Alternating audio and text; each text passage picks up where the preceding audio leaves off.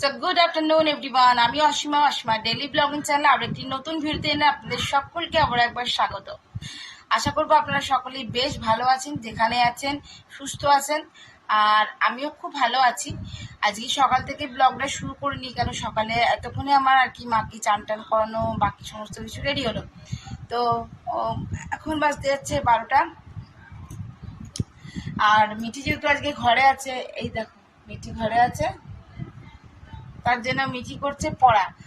কেন মিঠির তো 15 তারিখ থেকে পরীক্ষা, 15 তারিখ তো আর কালবাদি পরশু, বুঝতেই পারছেন। তো আজকে যেহেতু সেকেন্ড স্যাটারডে, তো স্কুল ছুটি, এমনি স্কুল যায়নি তা নয়, সেকেন্ড স্যাটারডে করে স্কুল ছুটি, তার জন্য স্কুল যায়নি আজকেও। আর ওই জন্য এখন পড়ছে খাবার দাবার করে নিয়ে। তো চলো অবশ্যই আজকে ব্লগে কন্টিনিউ থেকো। আমি এখন বানাবো চিকি, কেন রান্না দিয়ে আমাদের রান্না কমপ্লিট হয়ে গেছে। আর সকালে জলখাবার সকলে খেয়ে নিচ্ছে। আর জলখাবারের দিয়ে করেছিল রুটি, আর করেছিল পটল পেঁপে দিয়ে তরকারি, বিনা আলু ছাড়া। মায়ের সুগারটা আবারও বেড়ে গেছে হুট করে। যাই হোক, এখন মাকে আমি স্নান টান করিয়ে টরিয়ে পিঠের ওষুধটা দিয়ে দেওয়া হয়েছে। ওটা মানে শুকাচ্ছে তো, জায়গাটা চার লাগছে আর কি, দিয়ে ওই জন্য ওষুধ দিয়ে দিলাম, চান টান করিয়ে মুছিয়ে টুছিয়ে ভালো করে। তো চলো ব্লগটা কন্টিনিউ করি, তোমরা অবশ্যই সঙ্গে থেকো আর দেখতে আজকে ব্লগটা। আশা করবো আজকে ব্লগটি তোমাদেরকে বেশ ভালো লাগবে। রান্নাঘরে দিদি রান্না একেবারে কমপ্লিট। তো চলো আজকে দুপুরে লাঞ্চে কি কি হলো একবার দেখায়। এটা ঢেঁড়স সেদ্ধ, মুসুরির ডাল সেদ্ধ, আর এটা হলো বেগুন দিয়ে মাছের ঝোল, আর এই যে লাউ দিয়ে বড়ি দিয়ে তরকারি। তো এই যে দুপুরে লাঞ্চ। মাকে এখন দুপুরে লাঞ্চ দিয়ে দেবো জন্য পটাকে।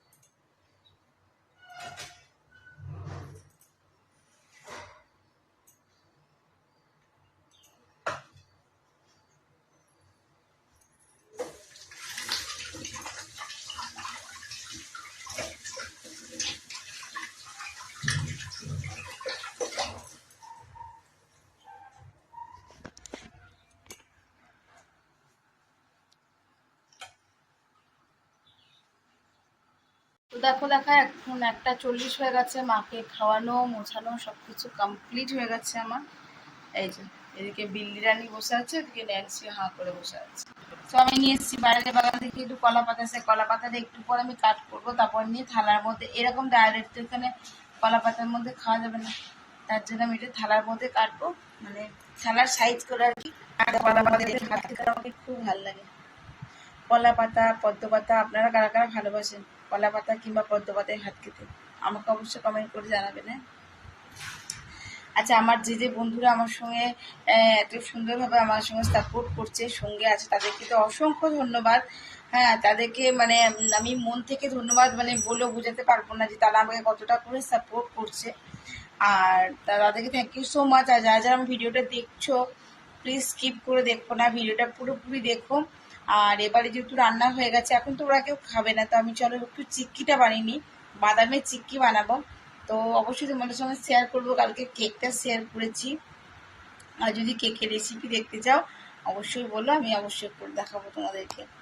আসলে কি বলতো, এই জাতীয় কেকগুলোকে না তুমি ট্রাভেল করতে পারো, মানে খারাপ হবে না, ঠিক আছে। আর যদি দু তিন দিনের বেশি ট্রাভেল করো, তাহলে অবশ্যই যেটা করবে সেটা হলো দুধ দেবে না, জল ইউজ করো কিন্তু দুধ দিও না। আর যদি দুধ দাও তাহলে কিন্তু ওটা দিন বেশি ট্রাভেল করতে পারবে না। ট্রাভেল করতে গেলে কিন্তু যদি নন এসিতে যায় তাহলে কিন্তু সেক্ষেত্রে খারাপ হয়ে যাবার একটা টেন্ডেন্সি থাকে। তার কারণে এই কথাটা তোমাদেরকে বললাম।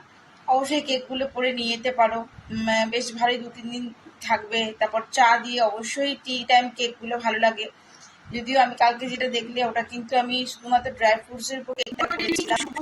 এখন টাইম অনেকখানি হয়ে গেছে, 8টা 7 আছে, ভিডিওটা অন করতে একেবারেই ভুলে গেছিলাম। বিকেলের চা থেকে শুরু করে বিকেলের দুপুর রাতের রান্না সবটুকু কমপ্লিট হয়ে গেছে। এখন আমি যেটা বসাবো রান্না দিদি রুটি আর পটল আলু। তো এখানে ক্যাসারোলে রুটি করে দিয়ে চলে গেছে, তরকারি হয়ে গেছে। আমি এখন করবো একটু দুধটা গরম, বিড়ালটাকে দিয়ে দিয়েছি, আর মায়ের জন্য করবো একটু ভাত। তো আমি ভাতটা বসিয়ে দেবো, ভাতটা রেডি হয়ে গেছে। তো চলো এখন বানিয়ে নেবো একটুখানি চিক্কিটা আমার বানানো হয়নি, সেটা বানিয়ে নি ঝটপট।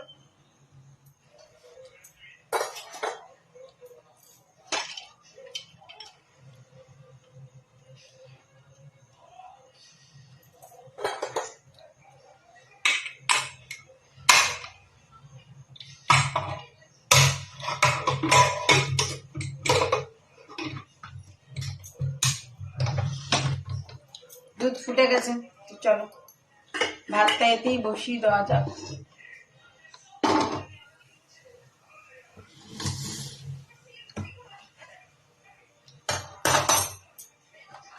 কালকে বাদামগুলো ছাড়িয়ে রেডি করে রাখা আছে,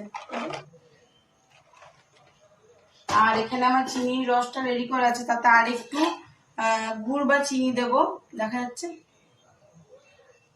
তাহলে চিটটা ভালো হবে।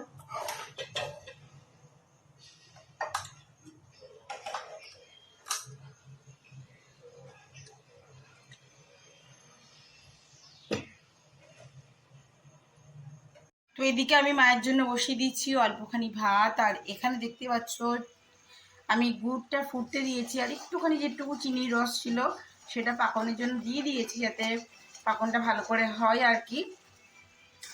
দিয়ে এবার আমি যেটা করবো সেটা হলো, এবার আমি যে চিকির জন্য যে বাদামটা আমি কাঠখোলাতে ভেজে ছাড়িয়ে রেখেছিলাম সেটা আমি এবার এখানে দেবো, কিন্তু এখন দেবো না, যতক্ষণে গুড়ের পাকটা আসছে ততক্ষণ দেবো না, বুঝলে। তো দেখো আমি এখন ওই যে গুড় দিয়েছি দেখতে পাচ্ছ, এখনো পুরো গুড়টা গলেনি।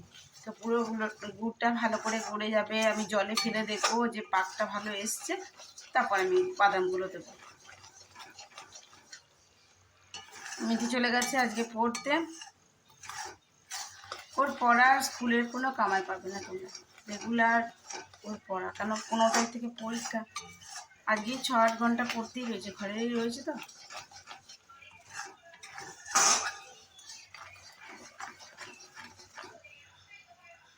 দেখো দেখছো এখনো কতটা ঢিলা আছে, এটা এরকম থাকবে না। চিটটা যখন তৈরি হবে এরকম একটা তার বেশ গাঢ় করে তৈরি হবে। গ্যাসটা আমি এখন কম করে দিই, এটা এখন ফুটতে দিই, তারপর হোক, তারপর তোমাদেরকে দেখাচ্ছি। তো চলো আমার চিক্কিটা একেবারে রেডি হয়ে গেছে, জানি না কেন আমার ডান চোখটা কিন্তু খুব ভাবে ফুলে গেছে। আচ্ছা, তো এখন টাইম হয়ে গেল 9টা 6, আমার ওদিকে চিক্কি রেডি, এখনো মায়ের ভাতটা নামেনি, তো দিয়ে দেবো এখন রুটি খেতে। তো চলো দেখাই চিকিটা কেমন হলো।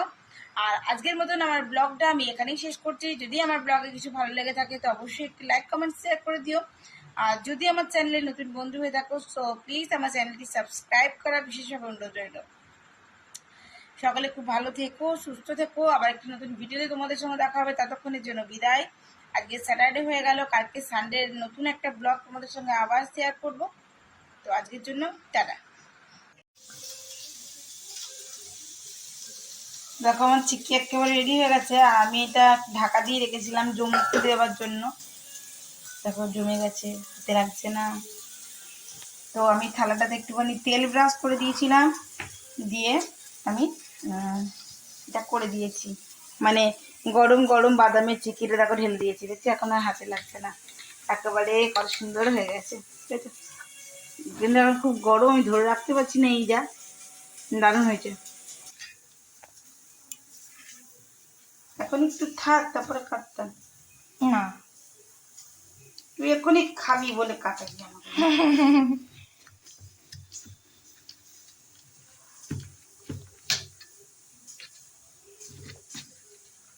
এই দেখো কি সুন্দর, দেখো বন্ধুরা, এই দেখো যদি একটু তেল ব্রাশ করে দাও না তাহলে ঝটপট উঠবে। দেখো আগে আমি পিস করে নিলাম, এবার আমি হলো কি তারপরে আমি এটাকে সাইজ দেবো, বুঝলে? তো যদি তোমার ঘরে বাচ্চাগুলো এরকম ভালো আছে, আমি কালকে যেহেতু ক্লাস যাব, আমার বাবা খুব ভালোবাসে, আমার মায়েরা বাবার জন্য একটু নিয়ে যাবো। এটা তো গুড় দিয়ে করেছি, ধরো আমার বাবা খেতে পারবে। দেখো দেখো কতটা সুন্দর হয়েছে, কতটা সফট হয়েছে। দেখো কাঠের মতন শক্ত নয়, যে মানে দেখবে কাঠের মতন শক্ত হলে না খাওয়া যায় না। এই যে দেখো এইভাবে পিস করে করে তুমি কোটোতে ভরে রাখতে পারো। এই দেখো একটু হচ্ছে কাছে তুলে দিলাম। তো মোটামুটি আমি এখন দেখো কাটিং করে দিয়েছি, কাটিং করার নেই, চুর হয়ে গেছে দেন নেওয়া। এখন একটু ঠান্ডা হোক,